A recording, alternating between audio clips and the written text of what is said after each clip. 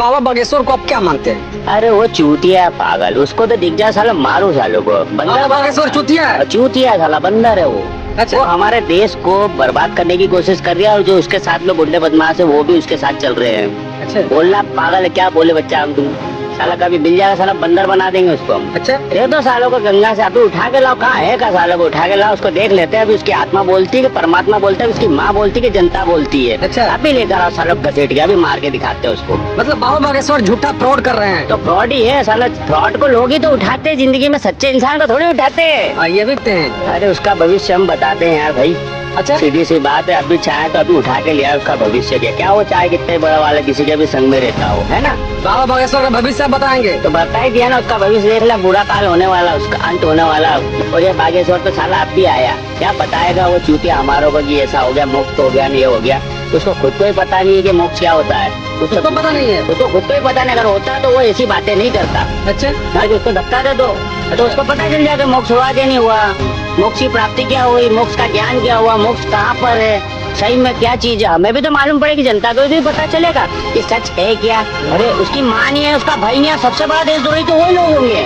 अच्छा। हाँ, उसकी माँ नहीं है तो देख लो आप, पापी है वो, जब तो बात कर रही है ऐसा चूतिया वो अपने लागों के सामने सनातन धर्म को बदनाम कर रहा है। अच्छा। लोगों को देशद्रोह कर रहे हैं कि देशद्रोही है जो महाकुंभ में नहीं आ रहे। गुजरेश्वर बागेश्वर जैसे कोई चूतिया है, वीरेंद्र शास्त्री, ठीक है ना। हमें उनसे कोई लेना देना, अगर दिख जाए तो हम उसको बंदर भी बना देंगे, क्या क्या बना देंगे हम उसको बंदर।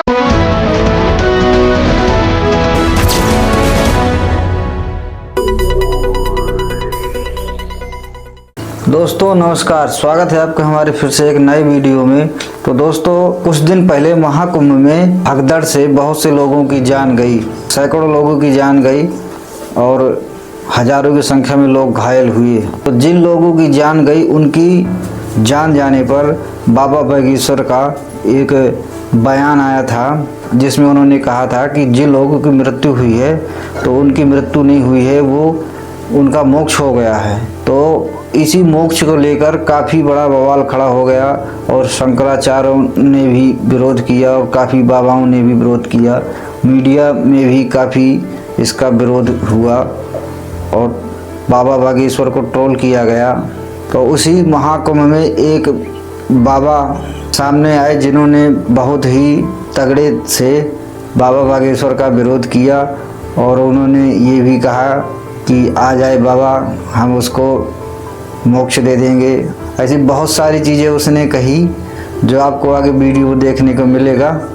तो दोस्तों वीडियो पर पहली बार है तो वीडियो को लाइक कर लें और चैनल को सब्सक्राइब करके बेल आइकन का बटन जरूर दबा लें। तो आइए पहले देखते हैं इस अघोरी साधु के प्रवचन जिन्होंने बाबा बागेश्वर की खाल उधेड़ के रख दी, जिसमें बाबा बागेश्वर अगर सुनेंगे तो उनसे बोलते नहीं बनेगा। क्या कुछ इस बाबा जी ने कहा, आइए सुनते हैं इनके प्रवचन। हम महाकुंभ प्रयागराज में हैं और प्रयागराज की सारी तस्वीरें आपको दिखाने की कोशिश कर रहे हैं और ये ज़रूरी है कि यहाँ पे जो भी हो रही है, चाहे वो घटना हो या चाहे अच्छी चीज़ें हो, सभी को दिखाना हम जरूरी समझते हैं।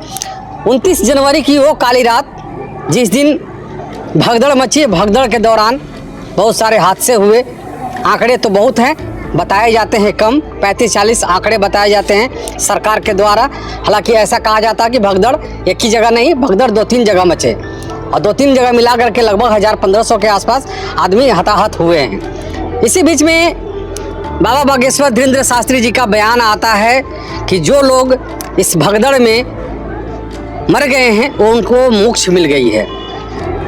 बहुत सारे बाबा लोग आए, शंकराचार्य महाराज जी ने उनको कहा कि आप भी गंगा जी में आपको भी धक्का दे देते हैं, आपको भी मोक्ष मिल जाएगी। इसी मुद्दे पर आज हमारे साथ बात करने के लिए महाकुंभ के सबसे बड़े महाअघोरी तिलकधारी जी महाराज जी हैं, जो कि सबसे बड़ा सनातनी और अघोरियों का महाराज हैं। सबसे पहले तो स्वागत करना चाहेंगे महाराज जी का।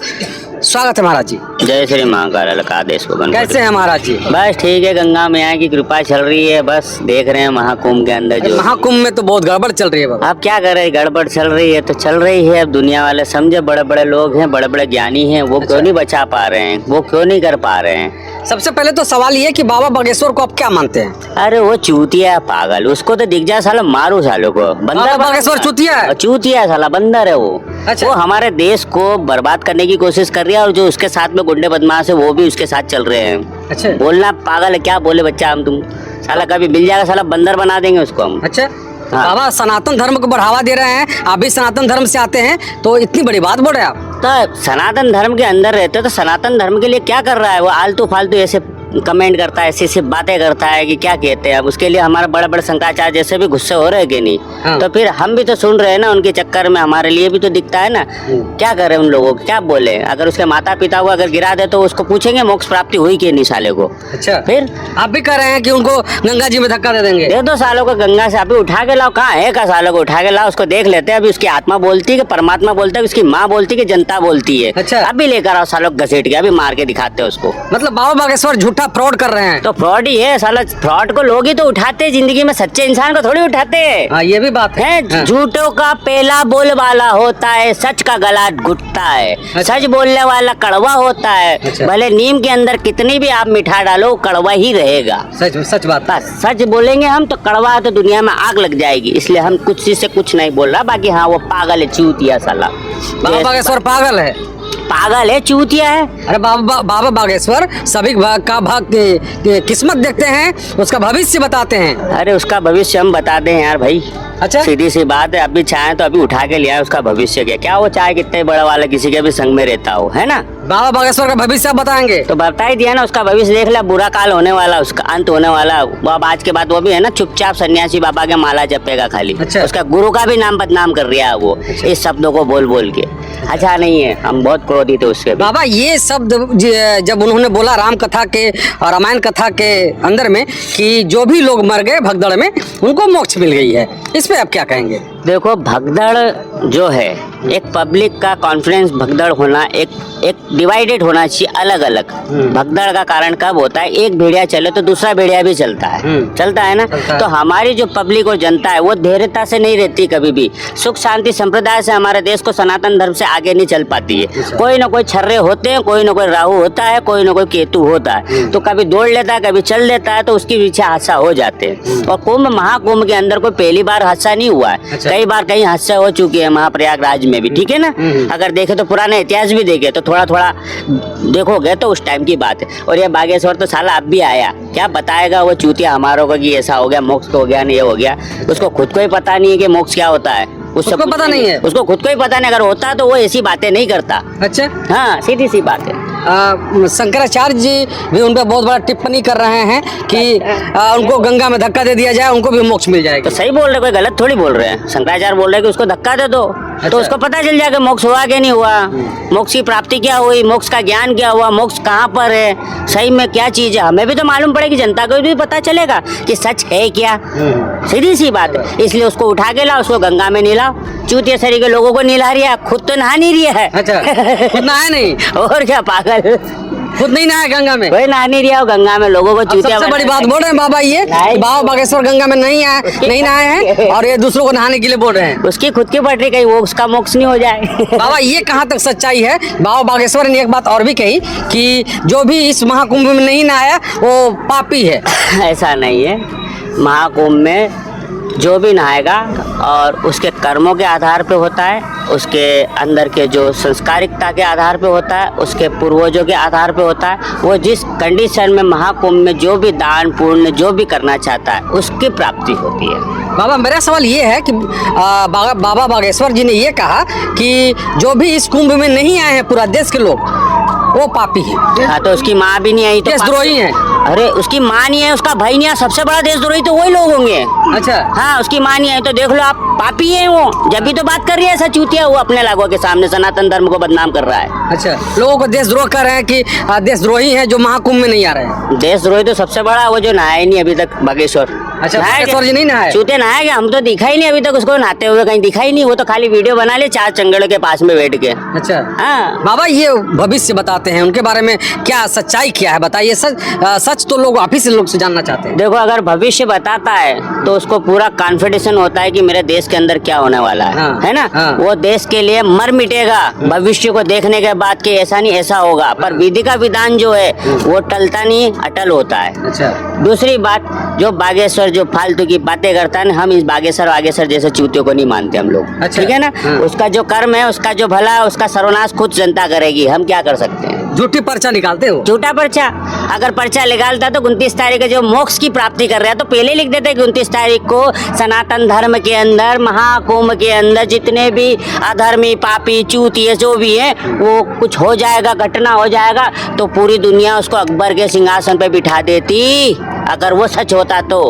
क्या बात ठीक है, इसलिए कहा है ना कि वो बागेश्वर हमारे आगेश्वर बागेश्वर जैसे कोई चूतिया है, वीरेंद्र शास्त्री। ठीक है ना? हाँ। हमें उनसे कोई लेना देना, अगर दिख जाए तो हम उसको बंदर भी बना देंगे। क्या क्या बना देंगे हम उसको? बंदर बना दीजिएगा। बंदर बनाएंगे, क्या पता हम क्या क्या बना देंगे। बंदर जैसे कुत्ते भी हैं। तो है ही ना, उसको उसका जिंदगी बनाना ही बंदर है, बंदर जैसी हरकतें करता कहते है। हैं बालाजी के बहुत बड़े भक्त हैं वो। अरे बालाजी का भक्त होता है ना तो राम राम करके अपना घर परिवार आनंद से रहता। हाँ। वो लोगों के पाखंडी शरीर के बीच बीच में लोगों के जहाँ जाके कथावाचक भी करा तो क्या करा, कई लोगों को प्रॉपर्टी बताई, किसी का मंगलसूत्र बताया, क्या क्या बताया है। दुनिया देख रही ना, दुनिया सुनने भी चूतिया है ना। पहली बात तो दुनिया के पास में क्या है इस संसार में? कुछ नहीं, पैसा नहीं है, गरीबी है, बहुत सारी चीजें। उनको चाहिए एक आत्म शांति, जो हमें एक अच्छा बाबा मिले जो हमारे देश को अच्छी तरीके से चलाए।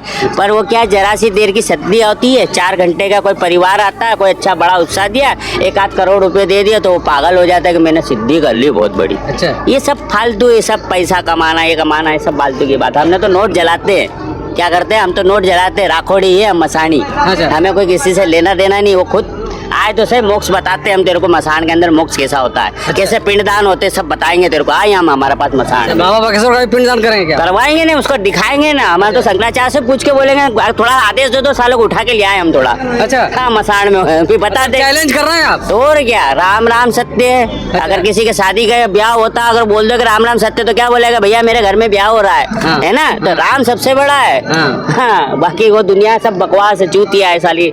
हम बहुत बायलॉजी नहीं करेंगे, इनके लिए सवालों का जवाब नहीं, इतना हम क्रोधित है, इतना नहीं बोल सकता है बस। बाबा बहुत बड़ा एक सवाल है लोगों के लिए। महाकुंभ में भगदड़ 29 तारीख को होती है। यहाँ के लोग कुछ कुछ बता रहे हैं, कुछ ऐसा हुआ कुछ वैसा हुआ, कितने मरे कितने क्या हुए, कुछ बता सकते हैं भगदड़ के बारे में बाबा? देखो, अगर भगदड़ की रियलिटी अगर पोजीशन अगर दुनिया समझना चाहती है तो मैं वो बता सकता हूँ कि देखो, ये जो ग्रह है, जो समुद्र मंथन हुआ है तो हर साल कोई ना कोई विपत्ता आती है। जैसे मंगल ग्रह पे आया तो अग्नि फायर हुआ, यहाँ पे पहली घटना हुई कि नहीं अग्नि की? हाँ। तो क्या वो लोग इतने बड़े बड़े चिट्ठी वाले और जो लिखने वाले, क्या उनको दिख नहीं रहा था कि अगली पोजीशन पे क्या होगा? अमावस्या है, मौनी अमावस्या है, काल की अमावस्या है, ये ग्रह नक्षत्रों की अमावस्या चल रही है। तो क्या वो नहीं समझ सकते थे क्या? 9 ग्रहों के बलवानता नहीं बता सकते थे क्या? वो कर सकते थे। पर वो क्या है कि जिनके पास पैसा होता है ना, और जिनके पास ज्यादा लाठी का जोर होता है ना, जिसके पास पावर होता है, वो ऊपर से लेके नीचे गिर जाता है। जैसे कांच ऊपर से फेंकते ना, वो नीचे चूर चूर हो जाता है। आज बागेश्वर भी चूर चूर होएगा। अच्छा बाबा, ये आंकड़े जो कहे जा रहे हैं कि 35-40 लोग मरे हैं, लेकिन ऐसा कहा जा रहा है कि बहुत जगह हादसे हुए हैं, बहुत जगह छिटपुट घटनाएं हुई है। इतना कोई आंकड़ा वाकड़े वाली बात नहीं है। जिसने देखा है ना, उनसे पूछ लो कितने लोग मरे।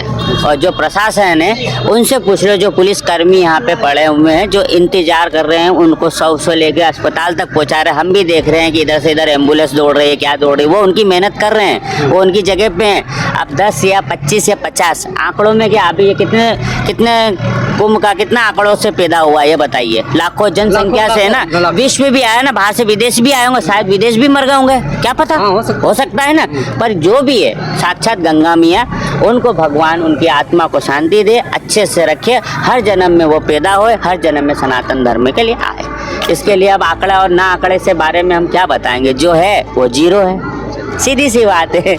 अच्छा जो शंकराचार्य हैं, जो योगी जी को इस्तीफा देने की बात कर रहे हैं, अब देखो वो शंकराचार्य जी इसलिए बोल रहे हैं कि योगी जी को इस्तीफा दे देना चाहिए, इसलिए कि उनको थोड़ा प्रताड़ित हुए हैं, क्योंकि हमारे देश में जो ये काल हुआ, अमावस के दिन घटना हुई है, उसके विचार पे थोड़ा सा वो क्रोधित भी हुए हैं। अब इस्तीफा दे दें और या जो भी हैं, ये उनका आपसी मैटर है, उनके लिए हम कुछ नहीं कह सकते। चलिए, तो ये हैं हमारे साथ बाबा अघोरी तिलक धारी जी महाराज, जो अपनी बातें स्पष्ट रूप से रखते हैं और सनातन को मानते हैं, सनातन को फॉलो करते हैं और ये पाखंड नहीं फैलाते हैं। सबसे बड़ी बात ये है, ये पाखंड नहीं, जो सच्चाई है उसको दिखाने की कोशिश करते हैं। क्या सोचते हैं इस वीडियो के बारे में, क्या सोचते हैं इस महाराज जी के बारे में, जरूर बताइए। बहुत बहुत शुक्रिया, आभार, जय हिंद। तो दोस्तों, देखा आपने वीडियो में किस तरह इस बाबा जी ने बाबा बागेश्वर की खाल उधेड़ दी। इस तरह के वचनों को बाबा बागेश्वर को चाहिए कि इन वचनों पर अपना लगाम लगाए। इस तरह का वक्तव्य नहीं करना चाहिए। यदि गंगा नहाने से मोक्ष होता तो वहाँ तो बहुत सारे जीव जंतु गंगा में रहते, उनका पहले मोक्ष हो जाता, और जो गंगा में रहते हैं, गंगा किनारे रहते हैं, वो तो रोज़ नहाते हैं, उनका भी मोक्ष हो जाता। तो परमात्मा कबीर साहब कहते थे कि गंगा काठी घर करो, अचाह पीवो निर्बल नीर, अब मुक्ति नहीं सतनाम बिन, कह गए साहिब कबीर। तो बिना सतनाम के मोक्ष नहीं मिल सकता, बिना सच्चे नाम के मोक्ष की प्राप्ति नहीं हो सकती। चाहे आप गंगा में दिन भर नहाओ, दिन भर डुबकी लगाओ, या वहीं पे घर बसा कर रहो, चाहे उसको रात दिन पियो, उससे मोक्ष नहीं होगा। मोक्ष होगा सत्य नाम से, जो सच्चा नाम है उसी से मोक्ष होगा। और वो सच्चा नाम का जो अधिकारी संत होगा, उसी के द्वारा उपदेश देने से मोक्ष मिलेगा और वो मंत्र काम करेंगे। और सच्चा संत इस समय धरती पे संत रामपाल जी महाराज ही हैं और कोई दूसरा संत नहीं है, और वही इस सच्चे नाम के देने के अधिकारी हैं। तो दोस्तों, वीडियो अच्छी लगी तो वीडियो को ज़्यादा से ज़्यादा अपने दोस्तों के पास शेयर करें, अपनी राय कमेंट बॉक्स में ज़रूर दें। तो आज की वीडियो में इतना ही, और मिलते हैं नेक्स्ट वीडियो में। तब तक के लिए जय हिंद, जय भारत।